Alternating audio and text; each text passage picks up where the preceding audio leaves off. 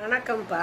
இந்த மாதுளம்பழத்தில் நல்ல ரத்தம் ஓடுற சத்து, அப்புறம் இந்த மூளைக்கெல்லாம் நல்லா ஃப்ரெஷ்னஸ் கொடுக்கறது, இந்த பிபி உள்ளவங்கெல்லாம் அதை அடிக்கடி சாப்பிட்லாம். மாதுளம்பழம் அவ்வளோ ஒரு நல்லது. இந்த கர்ப்பமாக இருக்கவங்கெல்லாம் தினமும் கூட ஒன்று சாப்பிட்லாம். அப்படி இருக்கையில் அந்த தோலை தூக்கி கீழே போட்டுடுறோம். அந்த தோலில் தான்ப்பா துவர்ப்பு சக்தி இருக்குது, அதனால அதை தூக்கி கீழே போட்டுருவோம்.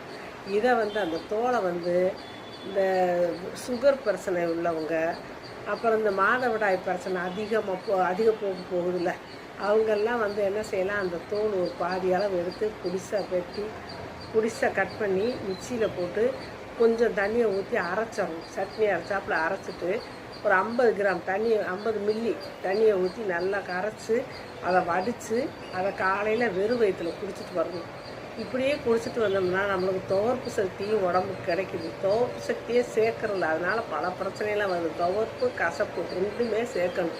அதனால் இந்த சர்க்கரை நோய் உள்ளவங்கெல்லாம் அந்த துவர்ப்பு சக்திக்காக தினமும் கூட நீங்கள் பழம் சாப்பிட்றீங்களா சாப்பிடலையே, அதை உங்கள் வீட்டில் உள்ளவங்க கூட சாப்பிட்டு போகிறாங்க. கட்டாயம் நீங்கள் அந்த தோலை மிக்சியில் அரைச்ச சாறு புழிஞ்சு குடிச்சுங்க. சுத்தமாக கழுவிட்டு தோலெல்லாம் பழத்தை உரிக்கும் போதே சுத்தமாக தோலை உரிச்சுக்கோங்க, கழுவிக்கங்க. அப்புறம் அதை மிக்சியில் போட்டு 50 மில்லி அளவு அந்த சாறு வெறும் வயிற்றில் குடிச்சிங்கன்னா இன்சுலின் சுரப்புக்கு அது ஏதுவாக இருக்கும்.